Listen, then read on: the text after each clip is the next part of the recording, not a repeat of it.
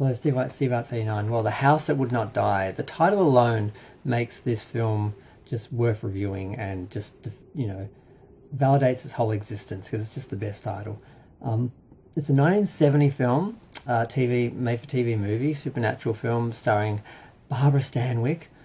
And I've watched the start of this film probably about 10 or 20 times because I love the atmosphere, I love the little setup, and I usually would sort of start watching it and then just sort of go into bed. But I had never actually watched the whole film, like, for years. And sometimes I enjoy a horror film so much, I just want to enjoy the atmosphere, and I'll watch, like, the start of it or the first half of it, and I don't finish it. Sometimes I have seen the film and I just want to just sort of enjoy it. At other times, it takes me a long time to actually watch the film. So I've started viewing this film probably 10 times, and I finally watched the film a couple of weeks ago. And I meant to review it and I forgot because I was doing a bunch of other ones that I'd planned to just review. And I just love talking about horror movies, and I enjoyed this one. It's a very simple little film. Basically, there's an old house, which is sort of haunted, and a lady and her granddaughter, I think, show up because they've inherited this house, and they're going in and looking at it, and they're just, oh wow, look at this wonderful house we've inherited. What can we do with it? And then this neighbor shows up, and it's kind of funny looking back at older films and seeing all the natural behavior between men and women that now we would look at and like, why is he grabbing her arm? Why is he like leading her around? Like a lot of the patriarchal things that you sort of were used to back in the day, that they kind of show up now, which is really funny because, I probably wouldn't have noticed this 10 years ago. But, and I never saw this. This is one of those ones I'd always heard of but never saw on video or TV or anything because it was done for TV, so I didn't think it really got released on video widely or anything. But yeah, there's something happening in the house, and the granddaughter's aware of it, and she sort of is possessed. We're not sure what's happening.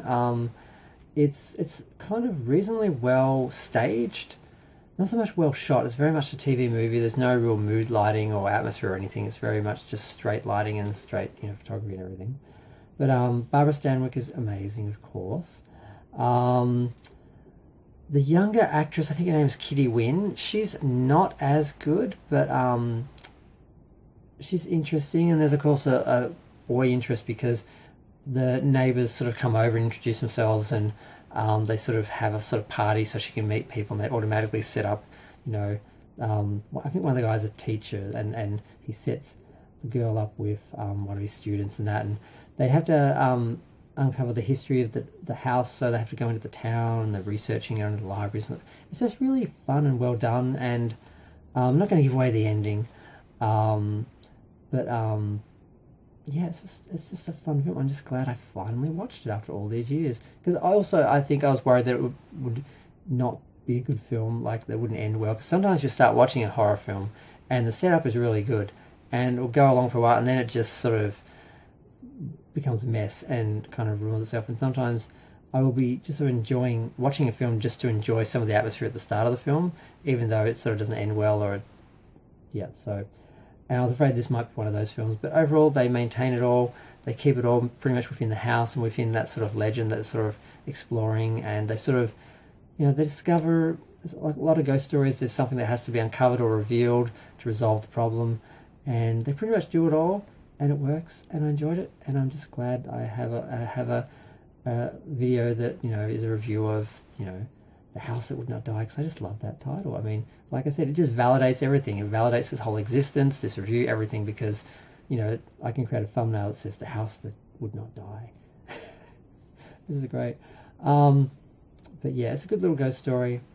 It's quite good for a TV movie back in the day. There were a few good TV movies made in the 70s, sort of horror oriented, I guess.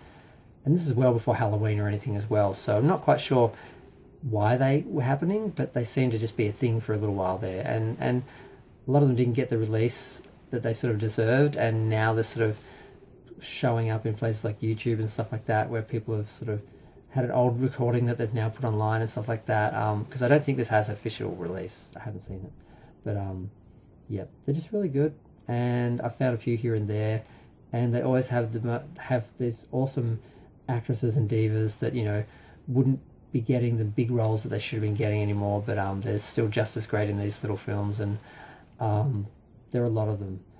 I guess it's sort of post whatever happened to Baby Jane, but you know, it's like it's quite a bit later, so you can't directly sort of.